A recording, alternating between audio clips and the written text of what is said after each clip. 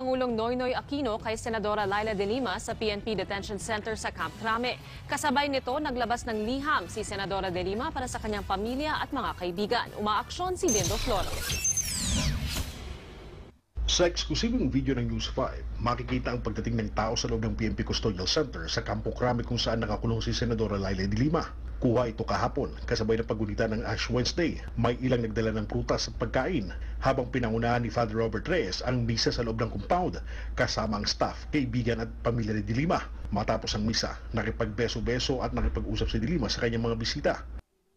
Kanina naman, pasado alas 2 ng hapon, dumating sa PNP Custodial Center si dating Pangulong Noynoy Aquino na nakadilaw na polo. Dumiretso ito sa loob ng detention cell ni de Lima, habang sa labas nakaantabay ang mga opisyal ng PNP. Habang nag-uusap ang dalawa sa loob, makikita ang mga gwardiya ng Custodial Center na nagmamasid. Pasado alas 4 na ng hapon nang lumabas si Pinoy sa selda ni de Lima.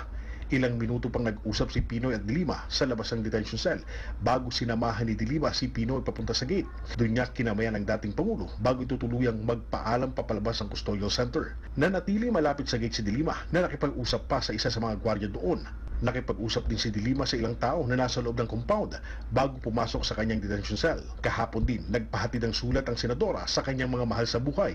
Nakasaad sa sulat na bagamat handa siya sa kanyang pinagdadaanan ngayon, hiling pa rin niya ang katotohanan at katarungan. Nasasaktan din daw siya para sa ibang biktima ng maling paratang na ngayon ay nakakulong. Former President Benigno Aquino III has visited detained Senator Leila de Lima Thursday afternoon at the PNP Custodial Center. PNP spokesperson Senior Superintendent Jonardo Carlos said Aquino arrived at 1:45 in the afternoon and no members of the media were allowed by the PNP to get near the Custodial Center. De Lima surrendered to authorities last week, a day after a Muntinlupa Regional Trial Court Branch 204 Judge Juanita Gregorio issued a warrant of arrest against her in connection with the proliferation of illegal drugs in the New Bilibid prison.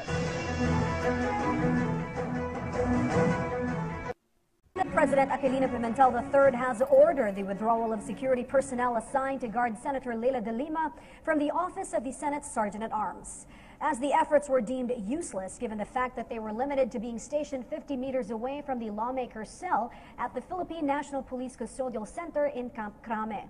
Pimentel added that the Senate would look at the Custodial Center's rules to find out a way to convince the people managing the detention center to allow the OSSAA personnel near de Lima's cell, while noting that the PNP respected the Senate's restrictions on arresting de Lima within the upper chamber premises.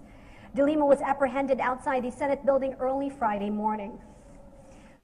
Allegations that she had profited from the drug trade inside the National Penitentiary during her time as Justice Secretary. Ng Muntinlupa Regional Trial Court ang motion ni Senadora Leila de Lima na ibasurang kasong droga laban sa kanya.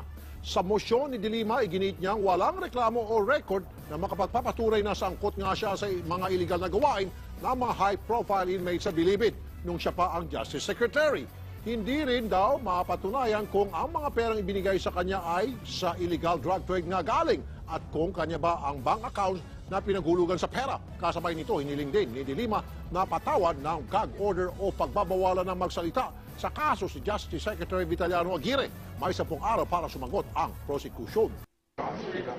Detained Senator Leila de Lima's seat in the chamber is vacant. She has been stripped of her membership in all committees. That's the agreement among her colleagues for now and until the beleaguered lawmaker returns to the session hall. In the recent reorganization of the chamber, de Lima and her allies in the minority, Senators Frank Grilon and Antonio Trillanes, were removed from the Constitutional Amendments Committee. But another colleague in the minority bloc, Senator Kiko Pangilinan, was given the chairmanship of the committee.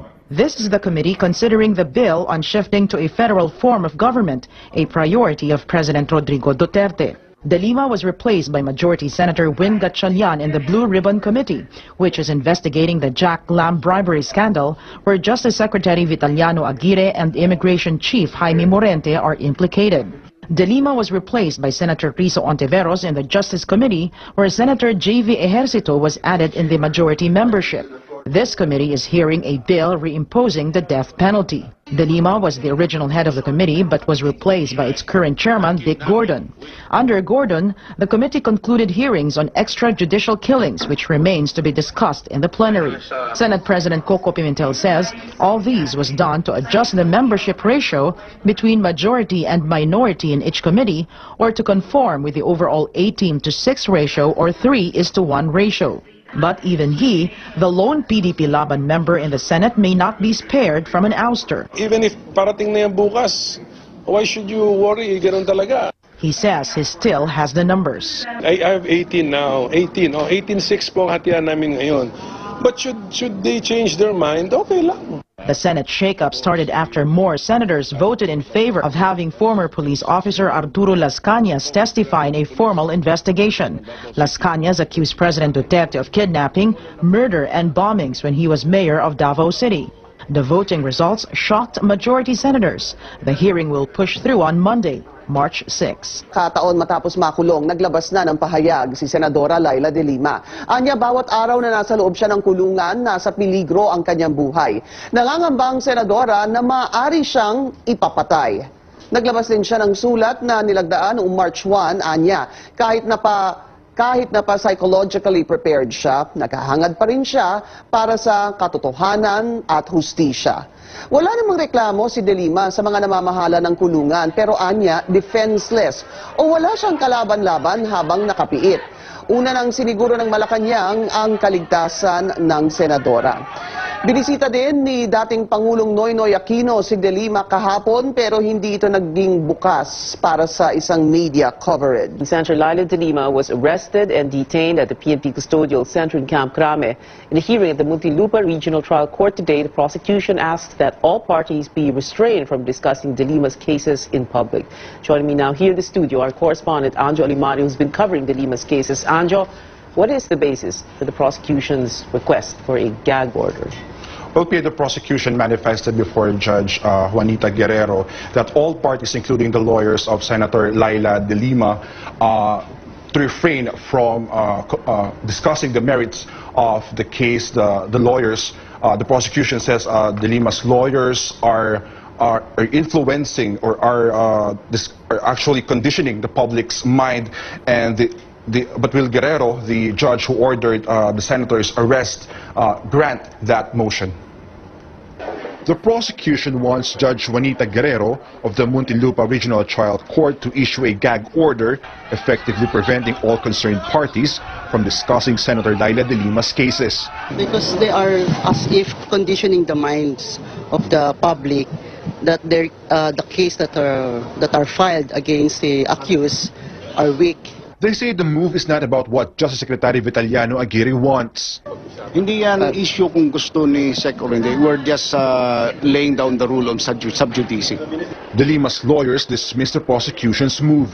Di naman po yun motion, so wala po yung affirmative relief. So as of this moment, wala naman siyang effect sa amin. University of Santo Tomas Law Nilo Divina says a gag order is unnecessary. Because of the sub judice principle that prevents anyone from making a comment on court proceedings that tend or tends to influence the outcome of the case. The prosecution also wants all three drug cases against De Lima consolidated into one. May rason naman kami doon. We cited Rule 119, Section 22, I think. Section. It's allowed under the rules. They point out there are common parties and issues in the three cases, which are also founded on the same facts. They add, interrelated evidence will be presented in the cases. But De Lima's camp opposes this. Kasi nga, we feel that they want Judge Guerrero to hear the case. Well, we know naman that it was Judge Guerrero who issued the warrant of arrest against Senator De Lima. Divina sees this more of a legal strategy. Baka siguro the prosecution possibly thinks that they may probably have probably they think that it's best to consolidate with Judge Guerrero for convenience and to save the party's precious time. Here, the prosecution says the consolidation would avoid unnecessary costs and prevent conflicting decisions from the three judges handling separate cases, Pia. So how's that consolidation going to work? If the motion is granted, who's going to handle the case? Well, Pia, the judge who is currently handling the case with the lowest docket number will handle the other cases from the two other branches. So the lowest docket number there is? Yeah, the 204. 204. So from branch 204. Guerrero. Correct, Pia. The one who issued the warrant of arrest. That's right, Pia. She will be the one to handle the two other cases from branch 205 and 206. And of course, we know that Judge Guerrero issued that arrest warrant, and that arrest warrant is now being questioned at the Supreme Court. Magandang tanghali, isang linggo matapos makulong, muling dininig ng Muntinlupa Regional Trial Court ang mga mosyon na inihain ni Senadora Laila de Lima. Nasa Muntinlupa RTC ang aming correspondent na si Anjo Alimario. Anjo. O Pinky, dininig kaninang umaga itong mosyon ni Senadora Laila de Lima dito sa Muntinlupa Regional Trial Court. Maging itong mosyon ng prosekusyon dito sa dalawang branches ng Muntinlupa RTC, sa branches 204 at 206. Dito muna tayo sa 204. Dito kasi sa branch na ito, dininig ni Judge Juanita Guerrero itong motion for consolidation ng prosekusyon. Nais kasi nila na pag-isahin na lang itong tatlong kaso ni Senador Laila de Lima sa isang korte na lamang. Gusto nila sa branch 204 na lang sa ilalim ni Judge Guerrero ang humawak nitong tatlong kaso ni de Lima. Paliwanag ng prosekusyon, magkakaparehas lang naman daw kasi yung circumstances, yung facts, yung issues, pati na rin yung witnesses dito sa tatlong kaso. Bagay naman na tinutulan ng mga abogado ni Senador Laila de Lima, pero tumanggi na sila magdetalye kung bakit sila tutol dito. Sa halip ay magkukomento na lamang sila sa loob ng 10 araw. Yan yung panahon na binigay ni Judge Guerrero para magkomento sila. At sa branch 206 din, Pinky, ay na-discuss o nadinig din yung motion for consolidation na yan ng prosecution at binigyan naman ng 5 araw ni Judge Patria Manalastas de Leon itong mga abogado ng mga akusado para magkomento para sa motion na yan. At tinalakay din itong motion to dismiss or motion to quash ni Senador Laila de Lima. At sabi nga ni Judge Guerrero, Judge De Leon, na una muna niyang re-resolbahin itong motion to quash ni De Lima na kinu-question nga itong jurisdiction ng RTC bago niya puntahan itong isa pang motion for judicial determination of probable cause na inihain naman ng isa pang akusado na si Wilfredo Eli. Narito ang ating naging panayam sa abogado ni De Lima at sa prosekusyon. We oppose kasi nga we feel that they want Judge Guerrero to hear the case. Well, we know naman that it was Judge Guerrero who issued the warrant of arrest against Senator De Lima. May rason naman kami doon. We cited Rule 119, Section 22, I think. It's allowed under the rules.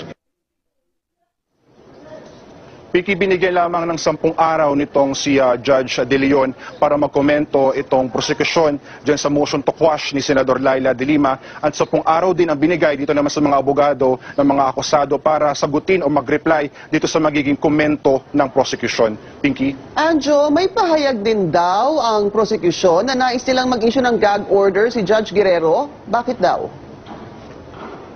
Tama yan, Pinky, no? Nag-manifest itong prosecution kay Judge Guerrero na gusto nilang magkaroon ng gag order na pagbawalan ang lahat ng party na magsalita o pag-usapan itong kaso ni De Lima outside the court, sa labas ng korte. Dahil daw paliwanag ng prosecution ay nakukondisyon daw yung isipan ng publiko kapag patuloy na pag-uusapan itong mga kaso ni De Lima sa labas ng korte. Sa halip ay manatili na lamang daw yung diskusyon sa loob ng korte. At formal nga magpa-file ng motion para humingi ng gag order itong prosekusyon sa susunod na linggo.